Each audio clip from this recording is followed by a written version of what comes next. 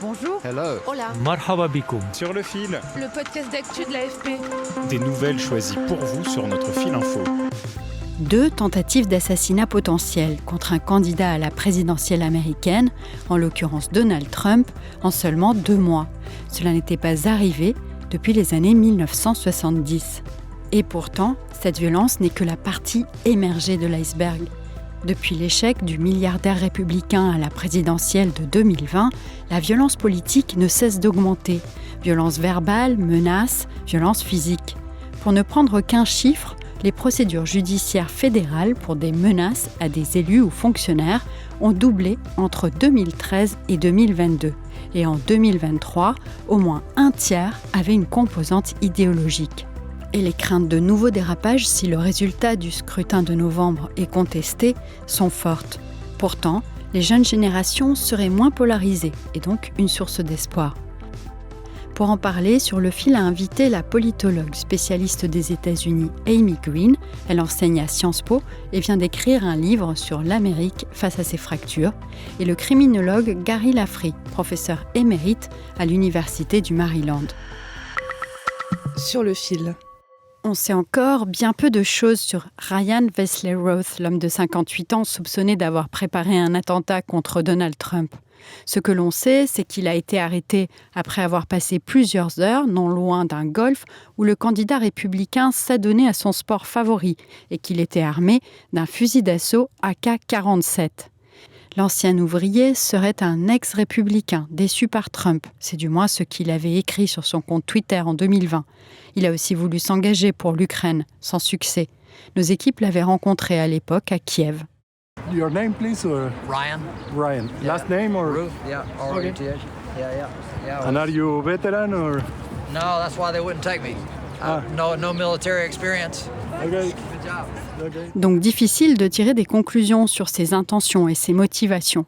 En revanche, ce qui est sûr, c'est que pour les fans de Trump, les démocrates sont responsables. Écoutez cette note vocale que m'a laissée ma collègue Camille Candessu depuis Flint, dans le nord des États-Unis, où Trump tenait son premier meeting depuis l'arrestation de Ryan Wesley Roth. On a passé toute la matinée à parler à des partisans de Trump qui nous ont tous passé à peu près le même message. Ils sont convaincus que c'est les démocrates qui sont responsables de tout ce qui arrive à leur champion.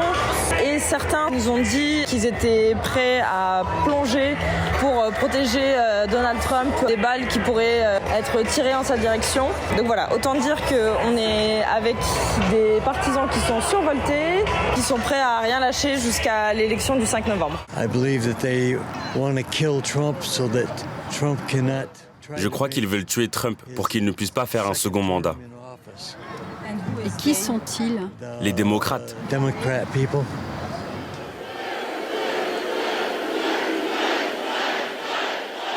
Donc là par exemple, je ne sais pas si vous entendez derrière moi, mais toute la foule est en train de crier fight, fight, fight, fight, fight en levant le poing. C'est ces mêmes mots que Donald Trump a prononcés juste après avoir été visé par des tirs en Pennsylvanie en juillet et qui est devenu un des cris de ralliement de sa base. Comme me l'a expliqué la politologue Amy Green, les positions des démocrates et des républicains se sont tellement éloignées que le dialogue est devenu de plus en plus difficile et chacun y met de plus en plus d'émotions. C'est ce que l'on appelle la polarisation affective. C'est d'une certaine manière le symptôme de la gravité de la polarisation. En fait, les divisions politiques, les oppositions politiques se retrouvent au sein même d'une famille, d'un foyer, de telle sorte où un Américain d'une certaine couleur politique va jusqu'à dire qu'il ne souhaiterait pas que ses enfants se marient avec quelqu'un de l'autre parti politique. Donc il y a une forme de refus de s'entendre, d'incapacité à se parler. L'autre est une menace, un ennemi. Trump emploie d'ailleurs des mots comme « evil », le diable. Et la peur devient un carburant très puissant. Parce qu'il y a beaucoup de colère, ce qui est un peu l'autre face de la peur, d'une certaine manière. Et les deux choses sont assez vite instrumentalisées. Notamment, je pense à Donald Trump. Il joue beaucoup sur la colère, il joue beaucoup sur les peurs. Ces peurs se sont installées dans la société américaine, selon elle, et montrent bien ces fractures. Nos équipes aux États-Unis avaient conduit une série d'interviews d'électeurs dans les États clés cet été, en leur demandant quel sujet comptait pour eux. Et leurs réponses illustrent bien ces angoisses existentielles.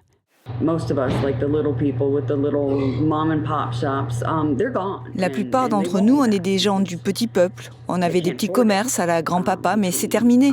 Ce n'est plus viable. Avec l'inflation, les taxes, les hausses de prix, les normes. Mais nous, le petit peuple, on est le peuple. Et si on nous pousse dehors, alors qu'est-ce qu'il reste ?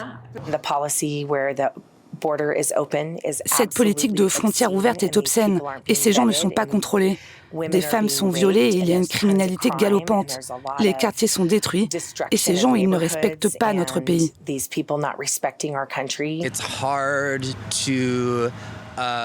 C'est difficile de trouver une priorité qui soit au-dessus de la lutte contre le changement climatique. Si on ne s'occupe pas du changement climatique, si on meurt tous, on ne pourra pas résoudre les autres problèmes. Finalement, le trajectoire, c'est la montée de la violence, le sentiment de l'échec de la classe politique et des institutions, l'écosystème médiatique qui renforce ses propres idées et voire qui induit quelqu'un vers des idées encore plus retranchées. Ce sont des facteurs, en tout cas, qui préparent le terrain.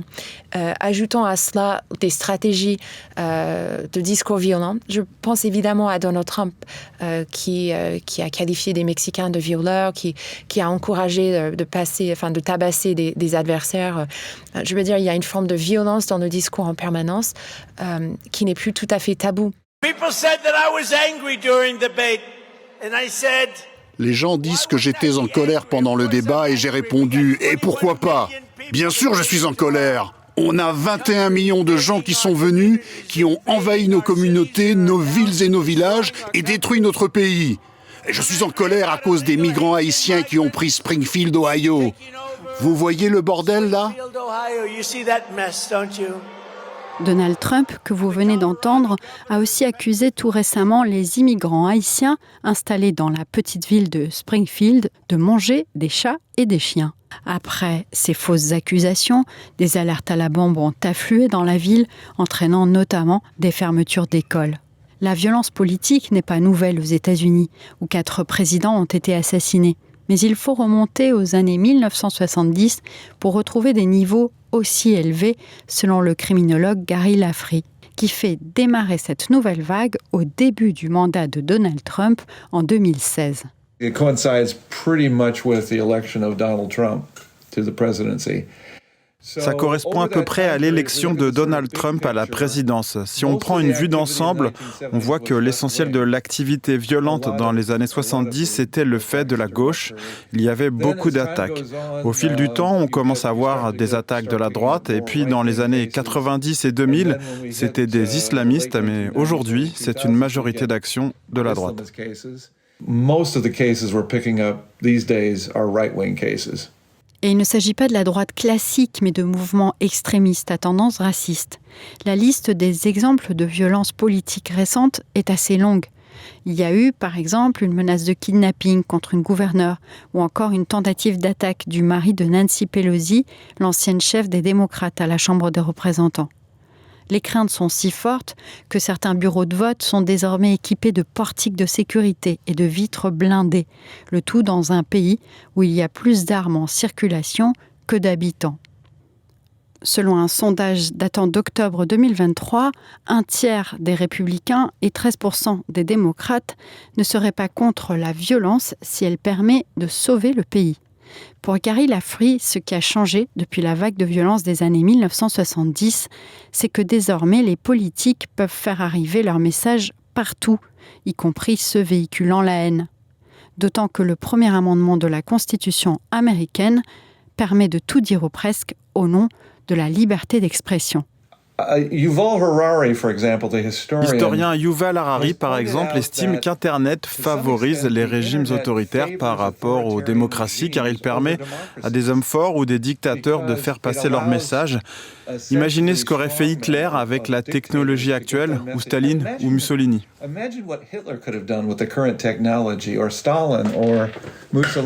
D'où les craintes pour les semaines qui suivront l'élection présidentielle du 5 novembre, si elle est contestée. Alors, quelle solution ?